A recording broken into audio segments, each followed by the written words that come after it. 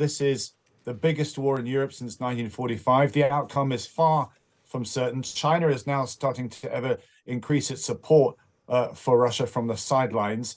And what happens here is a test as to what can happen in other parts of the world. It's in our interests to put this fire out. And there's huge gratitude for the UK support.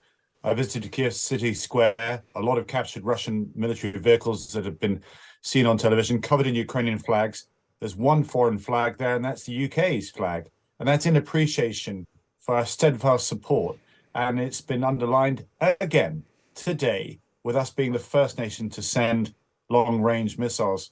The Prime Minister hinted at this at the Munich Security Conference, wanting to look at the options. And I'm really pleased to say that he has stepped forward in gifting the Storm Shadow missile systems, our most complex, most potent missile systems.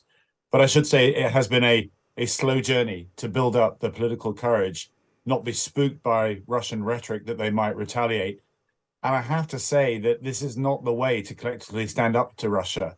There must be greater unity, greater resolve across the West, across NATO, following a strategy that we all support, that we all buy into, rather than leaving it to individual states to pluck up the courage to gift complex equipment, as we did with main battle tanks, and we're now doing again with the Storm Shadow missile systems.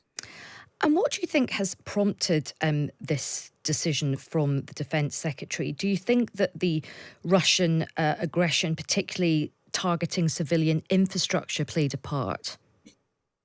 Yes, I mean, you touched on it yourself. There's huge anticipation for the counterattack which will take place. I make it really clear that it may require more than simply one counterattack. They're not going to flush out the Russians in one go. It might take 3 or 4 advances, and the Ukrainians need to show momentum in order to keep the West on side. If this stagnates, if it turns into a frozen conflict, ever more voices will call for talks to take place for us to back away from this. You heard some really worrying comments from Donald Trump yesterday, saying that he doesn't really have a view on whether Ukraine should even win. And we should remember that this is the biggest war in Europe since 1945. The outcome is far from certain. China is now starting to ever increase its support for Russia from the sidelines.